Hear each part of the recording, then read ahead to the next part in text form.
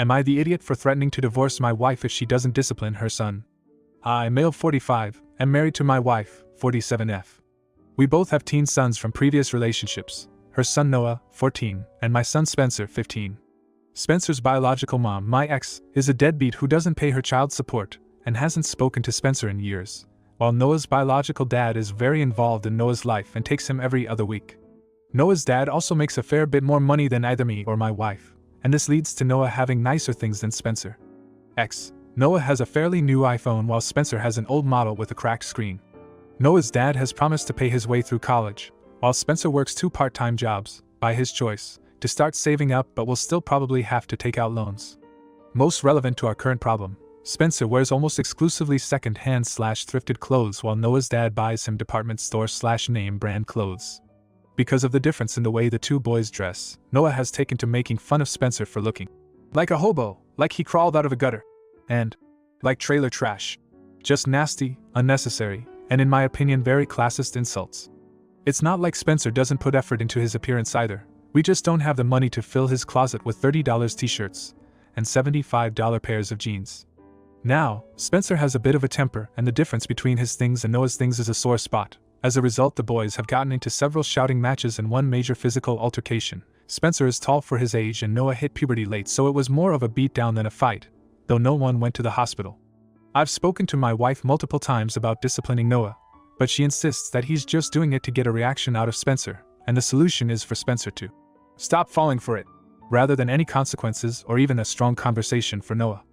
I may have accepted this if Noah was in elementary school, but he's a teenager, and a teenager needs to at least be told not to antagonize his stepbrother who he knows has outbursts. I've tried to talk to Noah myself, but he just says, "You're not my dad, you can't tell me what to do."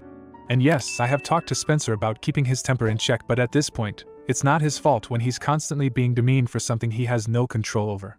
After the aforementioned physical incident, I gave my wife an ultimatum: discipline Noah or I'm leaving. I told her that I couldn't keep my son in a home where he's constantly on edge because she refuses to parent her son.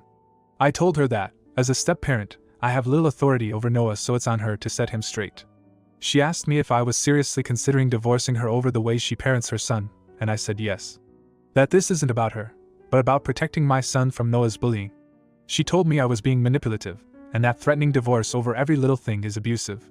I tried to explain that this isn't a little thing, and she just told me to give her a few days to think things over, and I agreed to give her a week before I would contact a lawyer.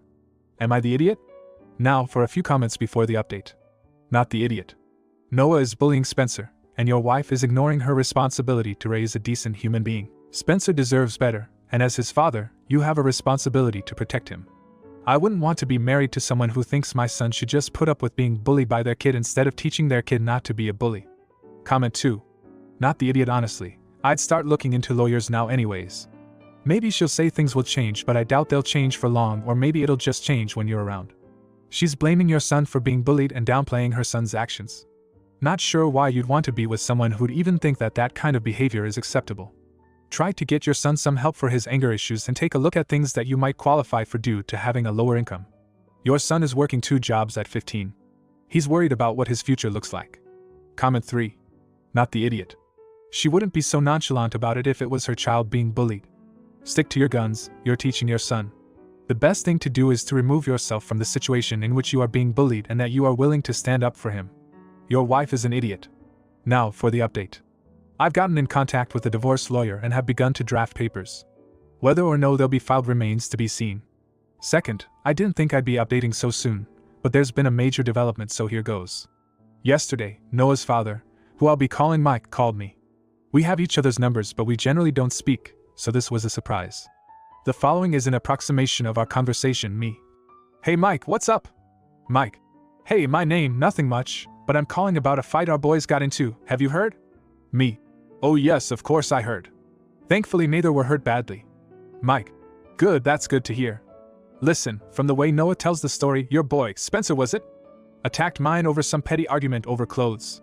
Now I know my boy can exaggerate, so I figured I'd call to get it from you."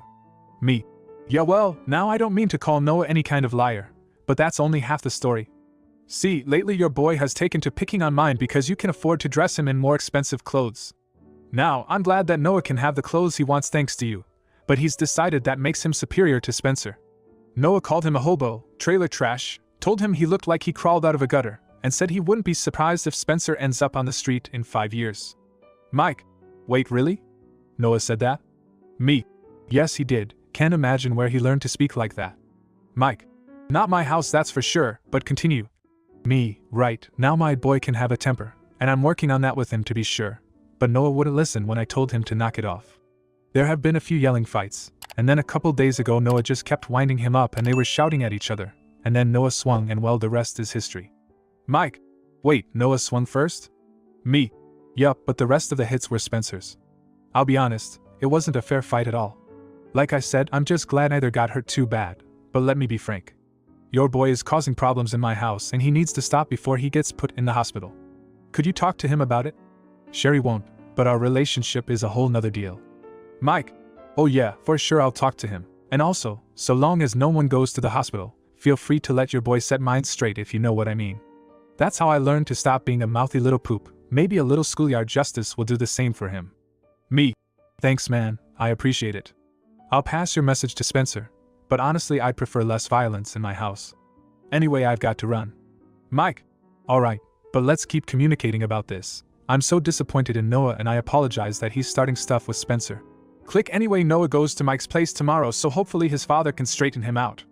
As for my relationship with my wife, I'll be having a serious sit down with her soon. If we can't work things out, that lawyer of mine will come in handy. And yes, I did tell Spencer what Mike said about setting Noah straight, but made it clear that Spencer is not to start anything. But if Noah gets physical first, Spencer has my permission to shut him down. Comment 1. I'm pretty sure he is picking up the words from your wife. He is getting it from somewhere, and if it's not the dad, then it's the mom. Are you sure your wife likes your son? Comment 2. You're the idiot. Honestly, what are you even doing threatening divorce over some kids fighting? It's a natural thing for teenagers to clash and have disagreements, and you're making a mountain out of a molehill here. Your son should learn to stand up for himself and not rely on you to solve all his problems. Instead of talking to lawyers, maybe focus on parenting both boys and teach them some respect for one another. Your wife is completely in the right here, and you're acting like a child yourself. It's no wonder the situation has escalated to this point, given how you're handling it. Grow up and deal with it like a responsible adult. Comment 3. You're going to want to have a families meeting with everyone present, so Mike pronounces this judgment in front of everyone. He said first is already at work here, and it's time to shut it down.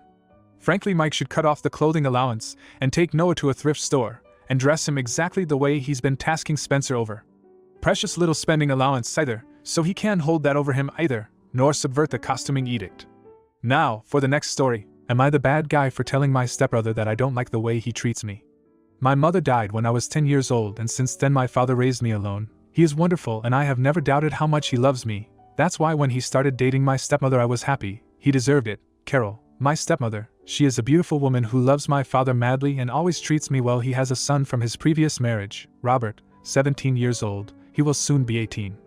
He is a charismatic and attractive boy. He has been with several boys and several girls. He is bisexual. He has many friends and is always the life of the party. I, on the other hand, am a 14-year-old boy.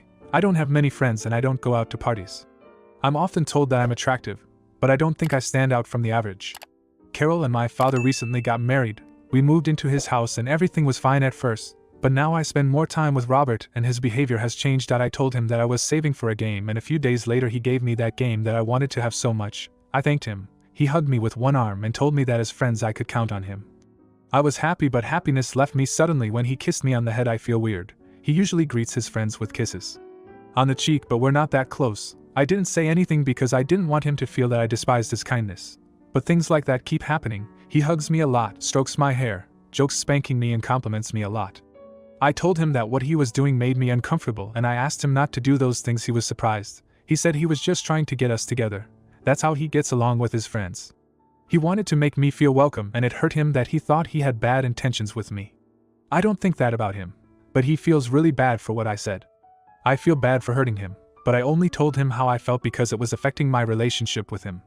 I don't want to involve my father or Carol to avoid problems between them, especially now that they are newlyweds. Am I the bad guy? Now for a few comments before the update. Not the idiot. Go back to him and say that you appreciate that he wants to be close, and that you didn't intend to make him feel bad. But physical touch makes you uncomfortable. Comment 2. Not the idiot. You did the right thing. Don't ever think that you have to put up with something that makes you uncomfortable just to spare someone's feelings. Robert will get over it and respect your boundaries if he's a good guy. If not, don't hesitate to tell your dad. Comment 3. Not the idiot. He may not have had bad intentions, but you are your own person, and setting up boundaries with others is healthy for you.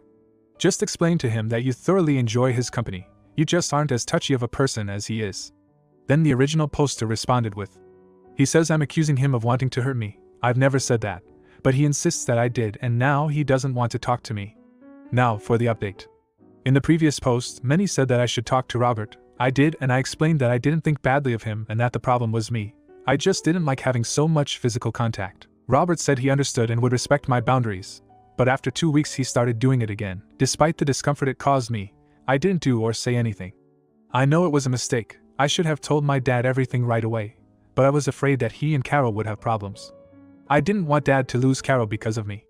I'm 14 years old, not a little kid, and I thought I could figure it out on my own. I couldn't take it anymore and told Dad. He seemed upset, but he spoke calmly to Robert and told him he was old enough to understand what personal space is. I couldn't take it anymore and I told Dad.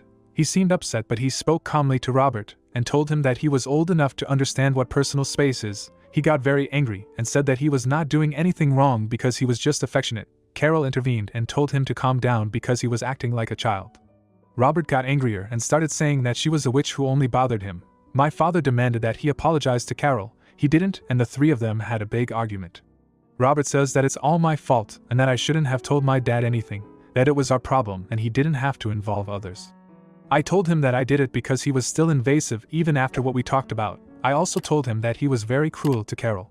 Robert says that he only told the truth, that he loves his mother but is still a witch, and now he won't talk to me until I apologize for not keeping things a secret. Comment 1. This line is screaming at me.